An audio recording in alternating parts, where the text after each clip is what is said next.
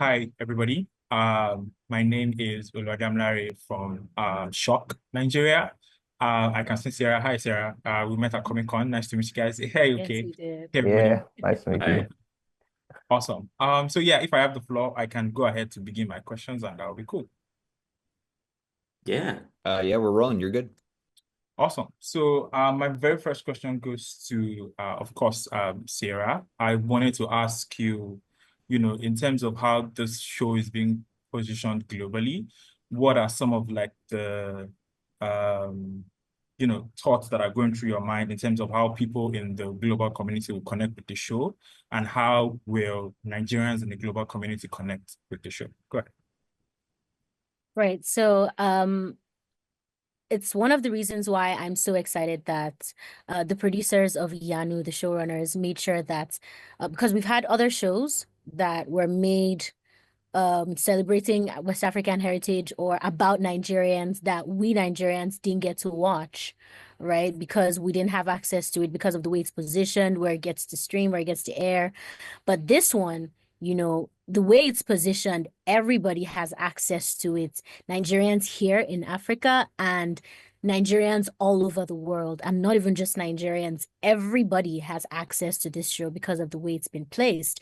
And I think it's just so powerful. And, I think it's really great that it's been done that way because there are so many kids outside the country. And, because they're over there, there's not so much stuff representing us. So it's kind of like you're gradually little by little losing connection to your roots, or seeing stuff on screen that reminds you of where you're coming from and the people you come from. So having this kind of just serves as a reminder and just a representation and in such a fun, adventurous, and beautiful way. Yep. The heritage, the wealth, the beauty of West African history and media. Yeah, basically. So I think it's so well positioned globally, and everybody will be able to have access to it.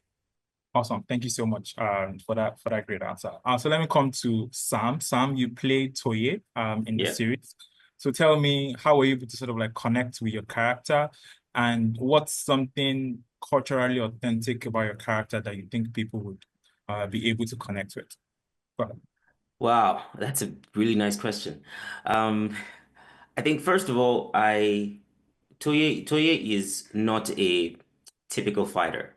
And that was one of the first things that I was happy about when I got introduced to this character, to play this character.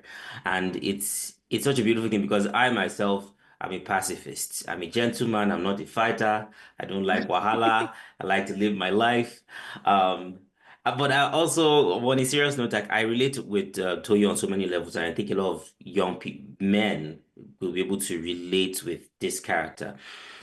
Because I don't know about you, but a lot of Nigerian young men, especially in the creative or humanities field, we are not doing exactly the first choice of our fathers. If I don't, I can't talk for everybody, but I can relate to that. And of course the whole dynamic with his father, the whole dynamic with his friends, the whole what you see in the first few episodes, you already know that okay, this guy is brilliant and he's just trying to find his own way. And I connected so personally with that, with the character. And I think it's a beautiful thing because I believe a lot of young boys out there will be able to connect with that.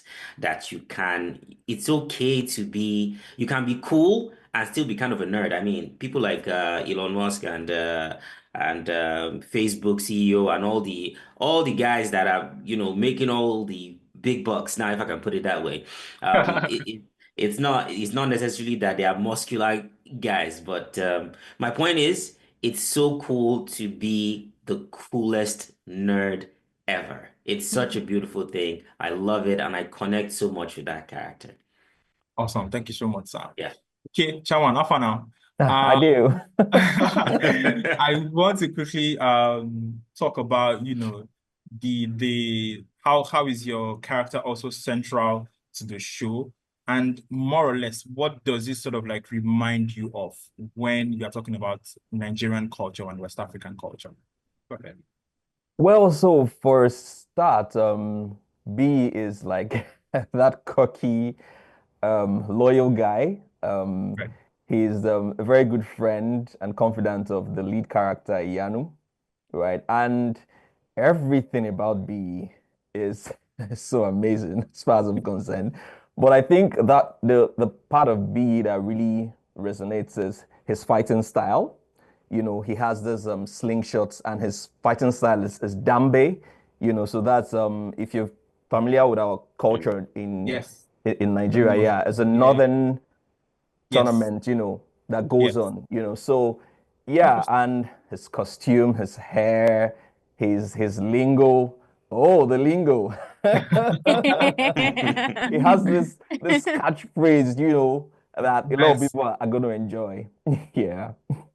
Awesome. Awesome. Thank you so much. Okay. So let me call to Paula. Paula, you're the casting director, if I'm correct, on this particular series.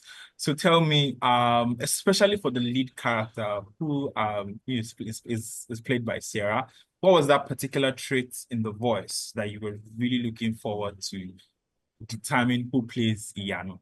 Okay, well, this casting process was actually pretty long because Roy was very specific about what he wanted, and I wanted to make sure I got that for him, especially since I would also be directing the cast. So when I'm putting a cast together, I want to both find someone who's talented to lead off the show, but also will sort of serve as an ambassador to the rest of the cast. And since they have to truly lead the show, lead the energy of the sessions, since they will most likely be in all of them, whoever that person is. So Serah was actually, she came in like third day of receiving auditions. I received almost 1,600 files. So I remember very distinctly listening to her at about 10:30 in the morning here in Portugal, where I'm based. And I was like, okay, that's a select. Yeah, it was super clear. She understood the character. Her accent was lovely. She made great choices. She was just very confident in how she built the idea of who Iyanu was. And so I was listening for someone to make choices, to make decisions about who this girl was, who she could become. And I wanted to hear all of that in the first like 10 lines of dialogue. And Serah pretty much nailed it. There were 3 or 4 other people, but that it was pretty obvious pretty quickly. Yeah, she kind of rocked it. Amazing, amazing. Also touching on accents. So there's a lot of interest in how this is sort of like a in terms of the accents and the title characters of the show. But I've been informed that I have 1 minute left, so let me quickly wrap through everybody to get my final questions in terms of what's the one word you use to sort of like describe the show coming from your own personal experience and how the show has been able to be in development for over 1 year. So let's just start with Paula, then we go to Serah and Jude and Sam. Go ahead. One word is joyous. Absolute joy. Amazing. Joy.